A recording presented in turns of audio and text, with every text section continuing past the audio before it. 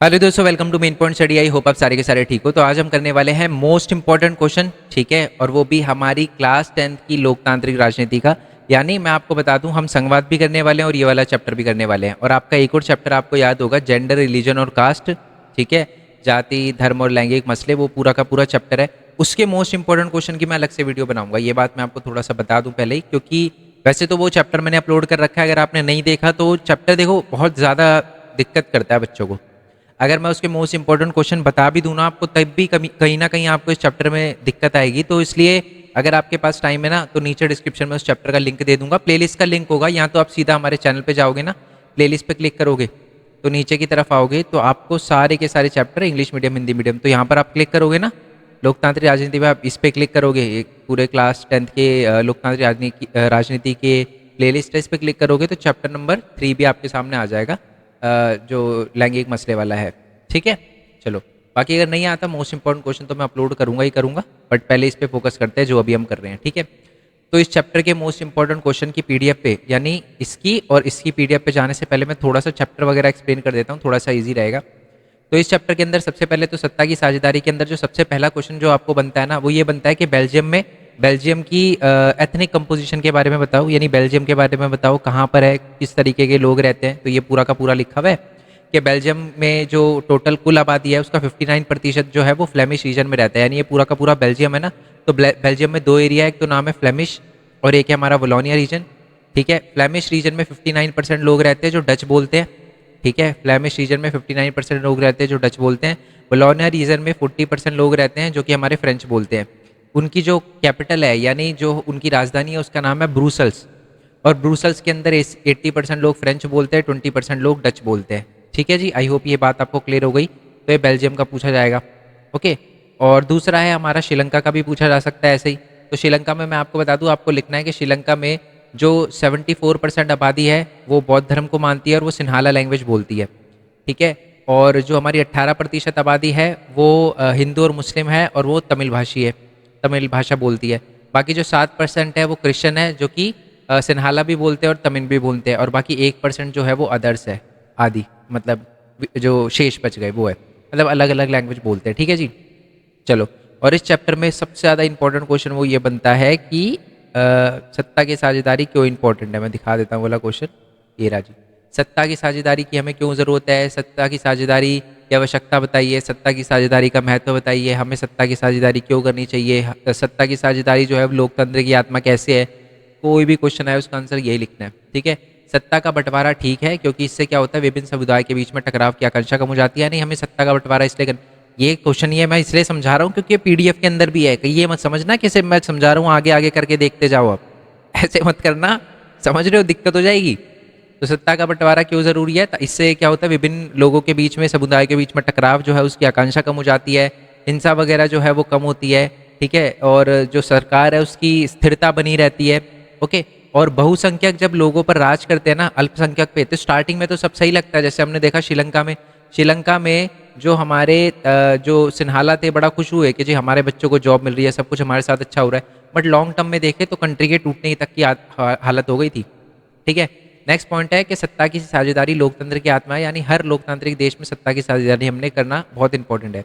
Next है वैध सरकार वही है जिसमें अपनी भागीदारी के माध्यम से सभी समूह पर शासन करने, सभी समूह शासन व्यवस्था से जुड़ते हैं।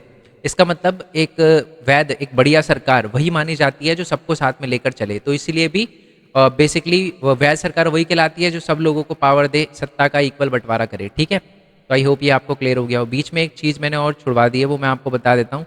वो है जी बहुसंख्यकवाद की डेफिनेशन। इसमें ज़रूर आएगी बहुसंख्यकवाद की डेफिनेशन।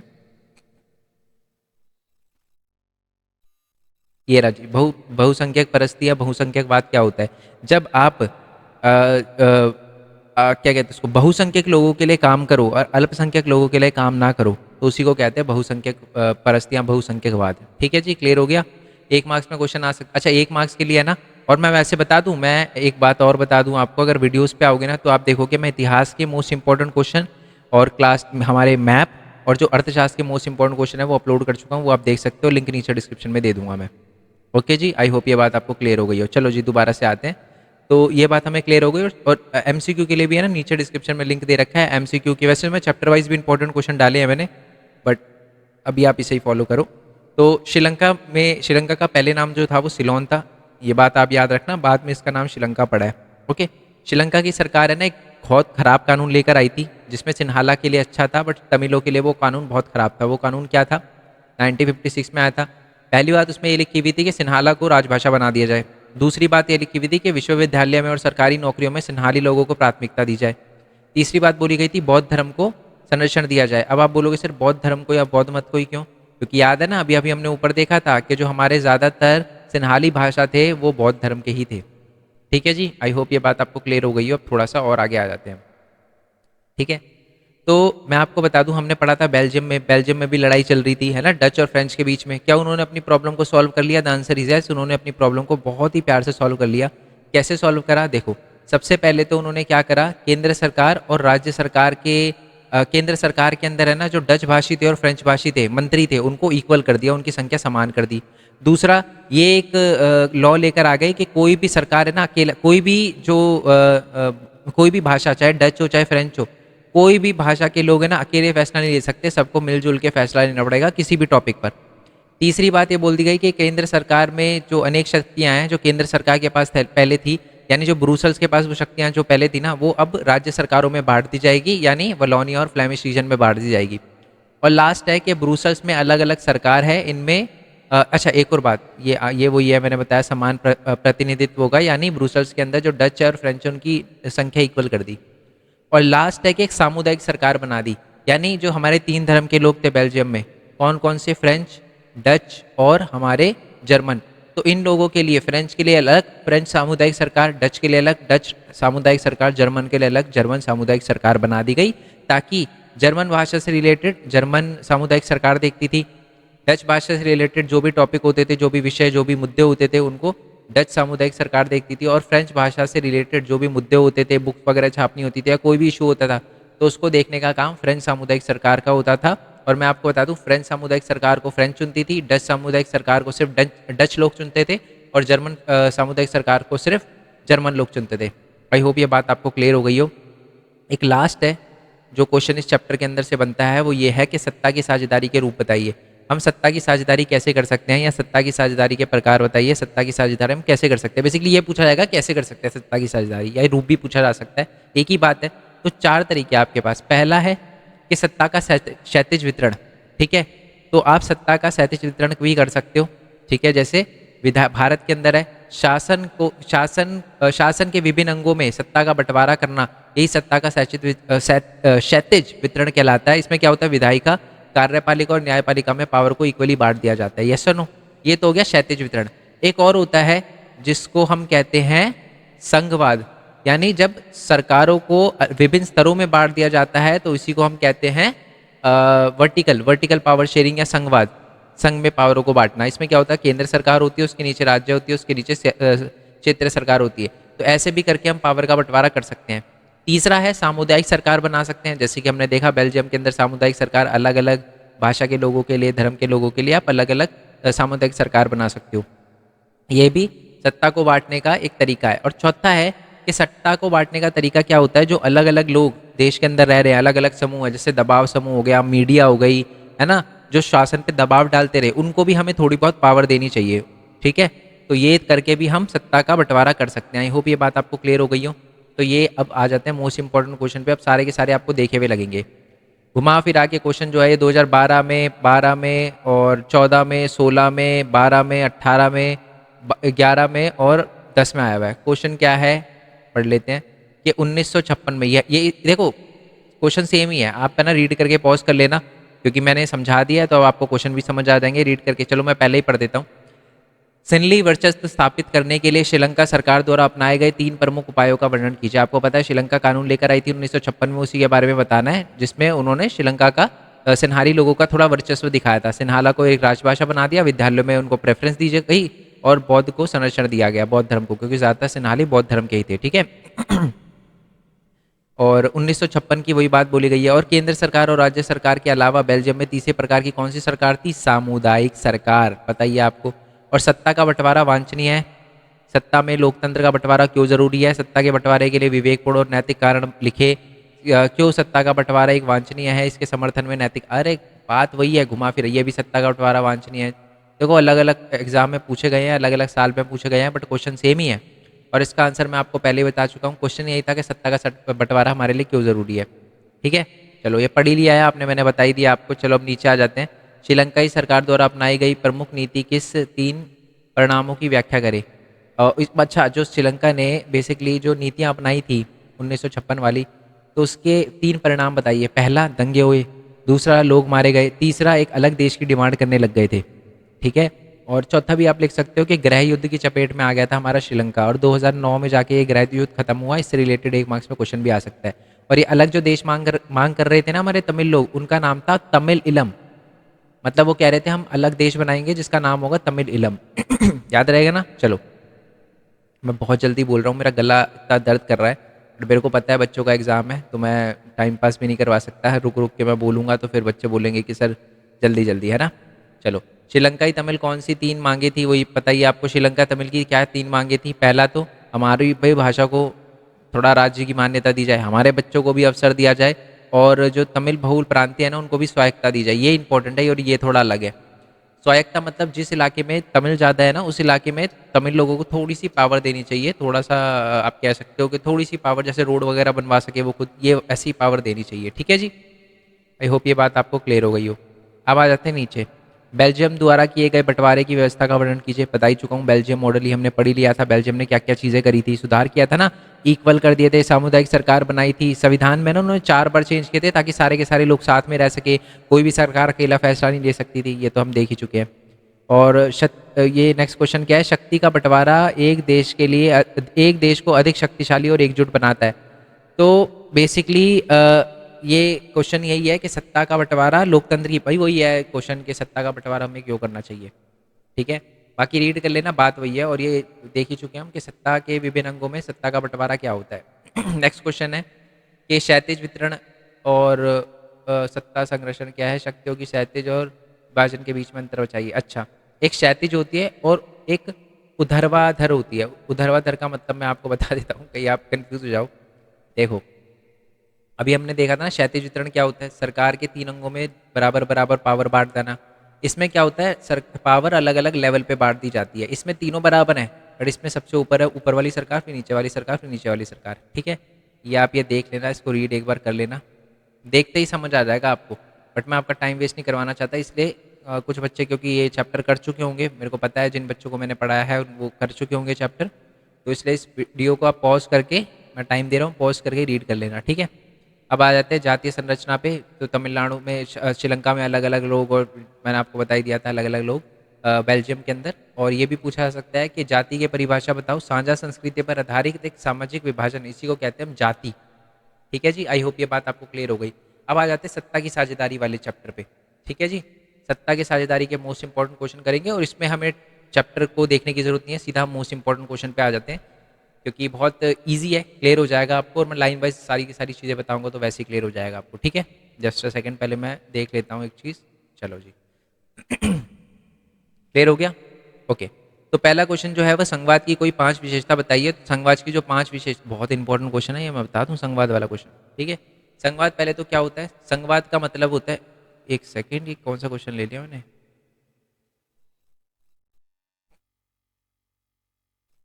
हाँ यही वाला है ना। हाँ ठीक है ठीक है, यही वाला क्वेश्चन है, मेरे को लगा दूसरा क्वेश्चन ले लिया मैंने। ठीक है, चलो ओके। तो पहला क्या है कि संवाद क्या है, संवाद की 5 विशेषता बताइए, संवाद की विशेषता बताइए, संवाद की विशेषता बताइए। सब में यही क्वेश्चन है, अलग अलग एग्जाम में आ रखा है। तो संवाद की क्या विशेषता है, पहले तो संवाद का मतलब सुन लो क्या होता है। सरकार सत्ता को विभिन्न स्तरों पे बांटना, यही संवाद कहलाता है। भारत के अंदर भी संवाद है, आपको पता है, सबसे ऊपर केंद्र सरकार, राज्य सरकार, फिर हमारी लोकल गवर्नमेंट आती है, यानी स्थानीय सरकार आती है। तो जो संघीय व्यवस्था है यानी जो संघवाद है उसकी क्या क्या विशेषता है। पहला, यहाँ पर सरकार 2 या अधिक स्तरों पर होती है, पता ही है भारत के अंदर है। दूसरा, अलग अलग स्तर की सरकारें एक ही नागरिक समूह पर शासन करती है, पर कानून बनाने, कर वसूलने और प्रशासन पर उनका अलग अलग अधिकार होता है। इसका मतलब जो अलग अलग सरकार है, चाहे केंद्र सरकार हो, राज्य सरकार हो, और जो लोकल गवर्नमेंट हो, वो सेम बंदे पे ही रूल करती है। जैसे मेरे को अपने लोकल गवर्नमेंट की भी बात माननी पड़ेगी, अपने सीएम की भी बात माननी पड़ेगी, अपने पीएम की भी बात माननी पड़ेगी, पर इनका इलाका अलग अलग होता है। जो केंद्र सरकार होती है उसका इलाका होता है पूरा देश, राज्य सरकार का इलाका होता है पूरा राज्य, लोकल गवर्नमेंट का इलाका होता है वो लोकल लोकेलिटी, ठीक है, वो क्षेत्र, वो डिस्ट्रिक्ट, ठीक है। नेक्स्ट है कि विभिन्न स्तरों की सरकारों के अधिकार संविधान में लिखे होते हैं, इसलिए संविधान के हर स्तर का अस्तित्व और प्राधिकार की गारंटी देता है। मतलब संविधान जो है बेसिकली पावर देता है हमारी अलग अलग टाइप की सरकारों को। नेक्स्ट है कि संविधान के मौलिक प्रावधान किसी भी एक स्तर की सरकार नहीं बदल सकती, अगर उसे ऐसा करना है तो बाकी सरकारों को भी सहमति लेनी पड़ेगी। यानी केंद्र सरकार अकेले कानून चेंज नहीं कर सकती, संविधान चेंज नहीं कर सकती, उसको बाकी से भी परमिशन लेनी पड़ेगी, ठीक है। ये वर्ड लिखना मत भूलना, मौलिक प्रावधान यानी मोस्ट इंपॉर्टेंट चीज़ें, ठीक है। वैसे तो चेंज कर सकती है केंद्र सरकार, पर जब बहुत मौलिक प्रावधान होते हैं ना, इंपॉर्टेंट चीज़ें होती है, वो चेंज नहीं कर सकती। नेक्स्ट है अगर कभी केंद्र और राज्य सरकार के बीच में लड़ाई हो जाए तो सर्वोच्च न्यायालय जो है वो एक तरह से निर्णायक भूमिका निभाएगी, एक अंपायर की भूमिका निभाएगी। नेक्स्ट है कि पैसे को लेकर यानी वित्तीय स्वायत्तता निश्चित करने के लिए विभिन्न स्तर की सरकारों को भी राजस्व के अलग अलग स्रोत निर्धारित किए गए हैं। चलो जी, ज़्यादा ही ना तेज बोल दिया ना, तो कहाँ पर थे हम? हाँ, तो बेसिकली अलग अलग टाइप की सरकारें होती है, राज्य सरकार होती है, केंद्र सरकार होती है, तो इनकी स्वायत्तता निश्चित करने के लिए यानी इनको पैसे की कमी ना आए, तो है ना पहले से डिसाइड होता है कि इनको पैसे कहाँ से मिलेंगे। देखो जैसे दिल्ली के अंदर है, दिल्ली के अंदर जो हम टैक्स देते हैं वो क्या सिर्फ केंद्र सरकार को जाता है? नहीं, दिल्ली की सरकार को भी जाता है। ये कहाँ पर लिखा हुआ है? संविधान में लिखा हुआ है, ताकि दिल्ली की सरकार को भी कोई दिक्कत ना आए। ठीक है जी, क्लियर हो गया? पक्का? कोई दिक्कत? आगे बढ़ते हैं। नेक्स्ट वाला क्वेश्चन है कि संघीय शासन व्यवस्था को आमतौर पर किन दो तरीके से गठित किया गया है? साथ आकर संघ बनाना और राज्यों का गठन करके संघ बनाना, दोनों शासन व्यवस्था में अंतर बताइए। बहुत ही बढ़िया क्वेश्चन है, और ये तो चलो इसमें पता चल रहा है कि आपको कि बेसिकली डिफरेंस बताना है, साथ आकर संघ बनाना और राज्यों का गठन करके संघ बनाने में। यहां से देखो पता नहीं चल रहा, बट है दोनों का आंसर सेम ही। तो शासन व्यवस्था को आमतौर पर दो तरीकों से गठन किया जा सकता है संघीय व्यवस्था में। पहला तो है साथ आकर संघ बनाना, दूसरा है राज्यों का गठन करके संघ बनाना। मैं आपको समझा देता हूं, ध्यान से सुनना। जब बहुत सारे देश आपस में साथ आ जाते हैं और एक बड़ा संघ बनाते हैं जिसमें सारे के सारे जितने भी अंग होते हैं सबकी इक्वल पावर होती है, उसी को हम कहते हैं साथ आकर संघ बनाना। इसका एग्जांपल दूं ऑस्ट्रेलिया, इसका एग्जांपल और दूं यूरोप में देखो अलग अलग कंट्री है, फ्रांस है ना, जर्मनी है, पोलैंड है, ये सारे के सारे कंट्री जो हैं वो साथ आ गई, उन्होंने एक संघ बना दिया जिसको हम कहते हैं यूरोपियन यूनियन। ठीक है, क्या यूरोपीय संघ में अलग अलग कंट्री के पास अलग अलग पावर? नहीं, सेम पावर है। तो इसी को कहते हैं साथ आकर संघ बनाना। ठीक है, और ये क्यों किया जाता है? ताकि सबकी शक्तियां जो है, मतलब साथ आके शक्तियां वगैरह बढ़ाई जा सके, सिक्योरिटी के लिए बढ़ाई जा सके, सबकी सुरक्षा जो है उसका ध्यान रखा जा सके। अब यह है राज्यों का गठन करके। अब देखो इसमें क्या होता है कि एक ही देश को अलग अलग छोटे छोटे भाग में डिवाइड कर दिया जाता है, ताकि थोड़ा सा उस पर रूल करना और थोड़ा सा कंट्रोल करना और थोड़ा सा एडमिनिस्ट्रेशन देखना ईजी हो। जैसे जैसे भारत है, भारत के अंदर देखो बहुत बड़ा देश है, ठीक है, अगर हम यूरोप के 4-5 देश मिला दें ना तब भी ना बने इंडिया, इतना बड़ा है इंडिया। ठीक है, 5-6 कंट्री का एरिया मिलाना पड़ेगा। तो इसी वजह से क्या होता है, राज्य भारत को छोटे छोटे पार्ट में यानी अलग अलग राज्य में डिवाइड किया गया है ना, ताकि एडमिनिस्ट्रेशन करना और सारा संभालना ईजी हो जाए। और इसमें क्या होता है, जो भी इकाइयाँ होती है ना, सबकी पावर इक्वल नहीं होती। जैसे आपको पता है कि कुछ जैसे जम्मू कश्मीर है, एक टाइम पे जम्मू कश्मीर में आप ज़मीन नहीं ले सकते थे, तो यानी जम्मू कश्मीर के पास ज़्यादा पावर थी, और दिल्ली की सीएम, दिल्ली के पास थोड़ी कम पावर है। याद रखना, जो केंद्र शासित प्रदेश होते हैं उनके पास कम पावर होती है। ओके, चलो जी नेक्स्ट क्वेश्चन पे आते हैं। 1992 में किए गए संशोधन के बारे में बताइए। देखो मैं आपको, बहुत इंपॉर्टेंट क्वेश्चन है ये वाला भी। देखो इस पीडीएफ में बात यह है कि मैं हर क्वेश्चन को इंपॉर्टेंट बोल रहा हूँ, क्योंकि ये सारे PYQs है, किसी ना किसी एग्जाम में आए, अच्छे से रटने हैं। क्वेश्चन क्या है? ये क्वेश्चन बढ़िया है क्वेश्चन सेम ही, बट क्योंकि इसमें पूरा लिखा हुआ है इसलिए बता रहा हूँ। विकेंद्रीकरण पर क्या है वो बताओ। फिर 1992 में है ना, हमने कुछ बदलाव किए थे संविधान के अंदर विकेंद्रीकरण करने के लिए, वो बदलाव बताने हैं। ठीक है, चलो अब आप पढ़ लेना और वाले क्वेश्चन, कहीं और वाले क्वेश्चन आप पढ़ो ना, ठीक है, तो उसको अच्छे से पढ़ना। चलो आ जाते हैं नीचे।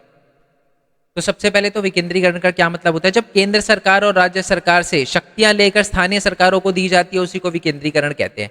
मैं आपको बता दूं 1992 से पहले हमारे देश के अंदर स्थानीय सरकार थी, बट उनके पास पावर नहीं थी। बट 1992 में कुछ बदलाव किए गए थे और उनको पावर दी गई थी। अब क्या बदलाव किए गए थे वही लिखे हुए यहाँ पर। पहला, उनके चुनाव करवाना जो है वो नियमित रूप से चुनाव करवाना कंपलसरी कर दिया कि जी अब तो जरूर होंगे इनके चुनाव। ठीक है, दूसरा है SC ST के लिए जो सीटें हैं वो रिजर्व कर दी। तीसरा है उसमें भी 1/3 सीटें जो है वो मेंस के लिए रिजर्व कर दी स्थानीय सरकारों में। चौथा है कि उनके चुनाव करवाना, मैंने आपको बताया, कंपलसरी कर दिए, और उनके चुनाव के लिए एक अलग राज्य चुनाव आयोग बनाया गया। ये बहुत इंपॉर्टेंट है, राज्य चुनाव आयोग। यानी अगर आपसे पूछा जाए पंचायत और नगर पालिका के चुनाव कौन कराता है, राज्य चुनाव आयोग कराता है ना। स्थानीय सरकार यही होती है ना, पंचायत और नगर पालिका।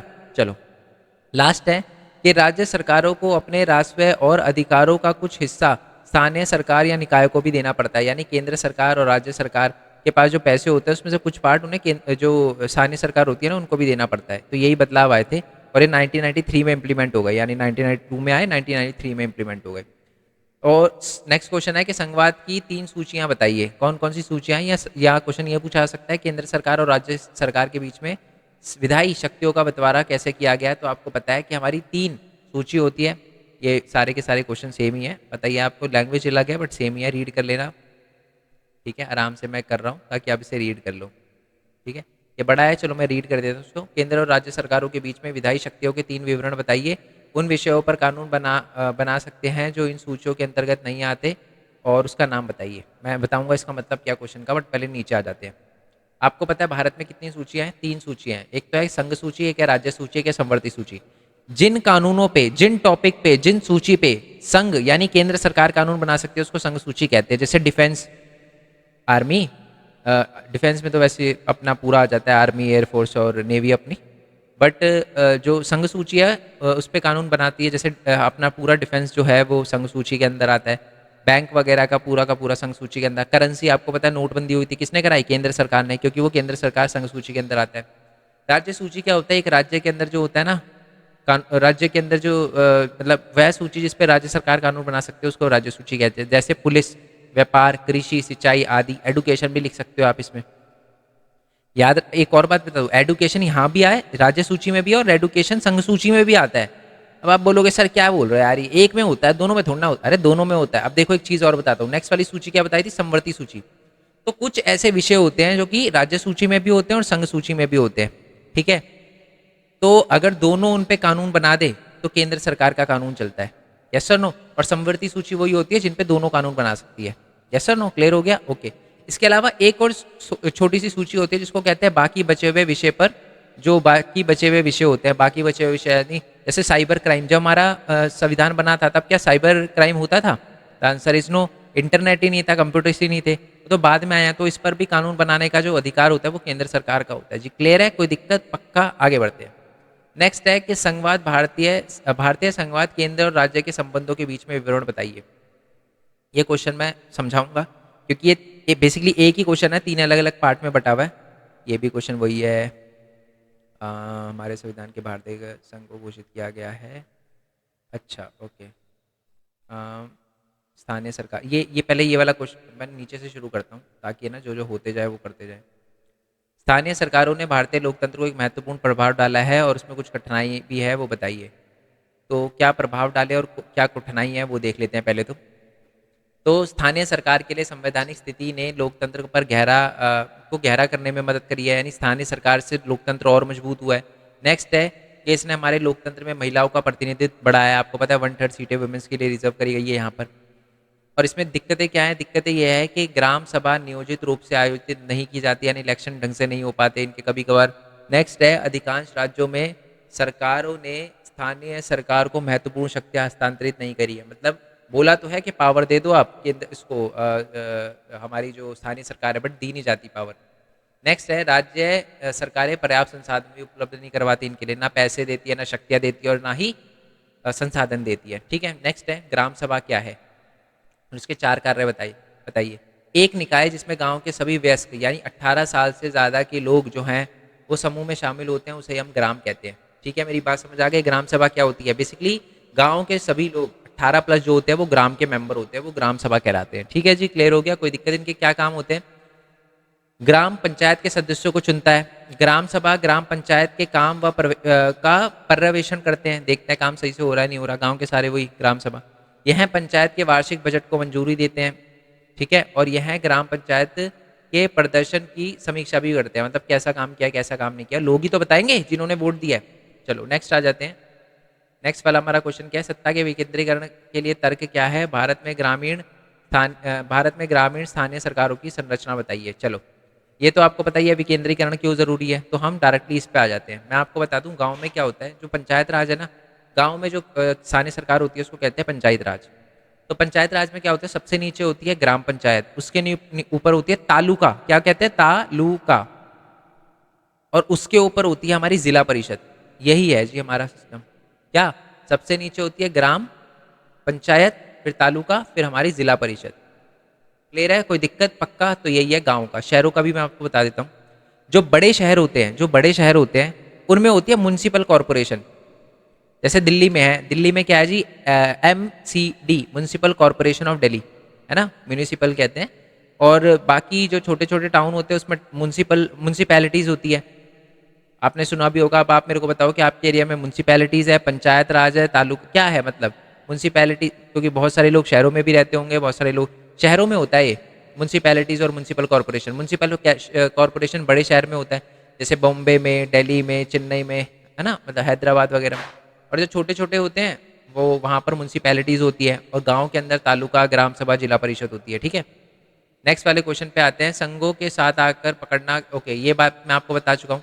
संघ जब साथ में आते हैं, एक देश को जब छोटे छोटे पार्ट में अलग अलग डिवाइड कर दिया जाता है, तो उनके पास इक्वल पावर नहीं होती। जैसे मैंने आपको बताया था, भारत को छोटे छोटे छोटे छोटे छोटे छोटे पार्ट में डिवाइड किया गया है। क्या सबके पास इक्वल पावर है? The answer is no. किसी राज्य के पास ज़्यादा पावर है, किसी राज्य के पास कम पावर है। मैंने आपको बताया था जो केंद्र शासित प्रदेश होते हैं, दिल्ली वगैरह, इनके पास कम पावर है। और मैंने आपको बताया था जम्मू कश्मीर के पास ज़्यादा पावर है। एक टाइम पे उनका अलग संविधान हुआ करता था, और वहाँ पर कोई ज़मीन भी नहीं ले सकता था। अब आते हैं ऊपर, विकेंद्रीकरण के लाभों का विश्लेषण करें। यहाँ से पूछा जा सकता है विकेंद्रीकरण क्यों ज़रूरी है। ठीक है, ऊपर क्वेश्चन ये था कि विकेंद्रीकरण क्या होता है और विकेंद्रीकरण 1992 में क्या बदलाव आए थे। ये वाला क्वेश्चन है कि विकेंद्रीकरण क्यों ज़रूरी है, क्यों करना चाहिए, मतलब स्थानीय सरकार को क्यों पावर देनी चाहिए हमें। तो ये कुछ लिखा हुआ है। पहली बात तो ये है कि स्थानीय जो लोग होते हैं, स्थानीय जो समस्या होती है वो स्थानीय लेवल पे ही निपट जाती है, अगर आप है ना स्थानीय सरकार को पावर दे दो। दूसरा, अपने इलाके की प्रॉब्लम जो है वो लोगों को अच्छी तरीके से पता होती है। जैसे मान लो मेरे इलाके में पानी की दिक्कत है, पानी की दिक्कत है, और जो है वहाँ पर जो हमारा जो एक हमारी जो स्टेट गवर्नमेंट है, मान लो स्थानीय सरकार है ही नहीं, जो राज्य सरकार है वो ये रोड बना रही है। अरे दिक्कत पानी की है, बना रोड रही है, क्यों? उनको पता ही नहीं क्या दिक्कत है। तो स्थानीय सरकार होती है ना, उनको अपने इलाके की प्रॉब्लम के बारे में बहुत अच्छे से पता होता है, तो उसे टैकल कर सकती है। द आंसर इज, तो क्लियर हुआ नहीं हुआ? यस और नो? पक्का क्लियर, कोई दिक्कत? चलो जी आगे बढ़ते हैं। नेक्स्ट है, स्थानीय स्तर पर लोगों को फैसले में सीधे भागीदार बनाना भी संभव हो जाता है। इससे लोकतांत्रिक भागीदारी की आदत पड़ती। अच्छा, स्थानीय सरकार में क्या होता है, लोगों, देखो, आप अपने एमसीडी वाले को या अपने इलाके के जो होते हैं ना एमसीडी वगैरह के मेयर वगैरह, उनको आप अच्छे से जानते हो। उससे आप देखो, चाहे पीएम के हो चाहे सीएम के इलेक्शन हो, उसमें थोड़ा ऐसा लगता है यार कौन जाएगा, है ना, ऐसा ऐसा होता है। बहुत सारे लोग ऐसे करते हैं, मैं नहीं करता ऑल दो। ठीक है, वोट देना बहुत इंपॉर्टेंट है। अगर अब कभी आपके मम्मी पापा घर में छुट्टी मना रहे हो वोट के दिन, तो उन्हें बोलो कि थोड़ा बाहर जाओ, वोट दे के आओ, उसके बाद मौज करना। ठीक है, चलो, तो क्या बात कर रहे थे हम? हाँ, क्या है ना, स्थानीय सरकार, जब ये जो पास के इलेक्शन होते हैं ना स्थानीय सरकार के, तो लोग ज़्यादा पार्टिसिपेट करते हैं कि जी हमारे इलाके की बात है। समझ रहे हो? तो ये लिखा है। और नेक्स्ट है कि वो लोकतंत्र को भी मजबूत करता है, तो इसलिए हमारा विकेंद्रीकरण ज़रूरी है। अब आ जाते हैं कि हमारे संविधान निर्माताओं ने भारत के राज्य को संघोषित किया गया और उप इकाई को विशेष दर्जा दिया, क्यों? अच्छा, वही है भारत। मैंने आपको बताया था कि बेसिकली बहुत भारत जो है ना, भारत के जो संविधान थे जिन्होंने बनाया था, भारत में जो राज्य थे अलग अलग, कुछ राज्यों को ज़्यादा पावर दी थी, कुछ राज्यों को कम पावर दी थी, है ना। तो जम्मू कश्मीर को मिलाया गया था इस शर्त पे कि उनको थोड़ा सा ज़्यादा पावर दी जाए, है ना, बट अब तो सारे इक्वल हैं। और सिर्फ इसके साथ नहीं, ये और भी राज्य थे उनके साथ भी हुआ था। जैसे गोवा को भी थोड़ी स्पेशल पावर है, स्पेशल पावर तो नहीं है, उसके थोड़े से अलग लॉ है। तो ये आप पढ़ लेना। ये वैसे इतना इंपॉर्टेंट नहीं है क्वेश्चन, ये बहुत पुराना है, 2012-15 में आया हुआ है, बट इतना इंपॉर्टेंट नहीं है क्योंकि मैंने लेटेस्ट में इतना नहीं देखा ये। नेक्स्ट क्वेश्चन की बात करते हैं, भारत में संघवाद क्यों सफल है। अब आ जाओ जी वही वाले क्वेश्चन पे, अब जो मैं बार बार बोल रहा हूँ ना उसी क्वेश्चन पे आ जाते हैं। ठीक है, चलो ध्यान से मेरी बात सुनना, अब जो मैं बताने वाला हूँ, ठीक है, क्योंकि ये मोस्ट इंपॉर्टेंट क्वेश्चन है। उसमें से 3 क्वेश्चन बनेंगे, पहले बता दूं मैं आपको। ठीक है, भारत का संघवाद जो है एक सफल संघवाद माना जाता है। इसके 3 रीजन है। पहला, भाषीय। दूसरा, भाषा के नाम का राज्य। तीसरा, केंद्र और राज्य के संबंध। यार एक तो ये पेन भी ऐसा है ना, तो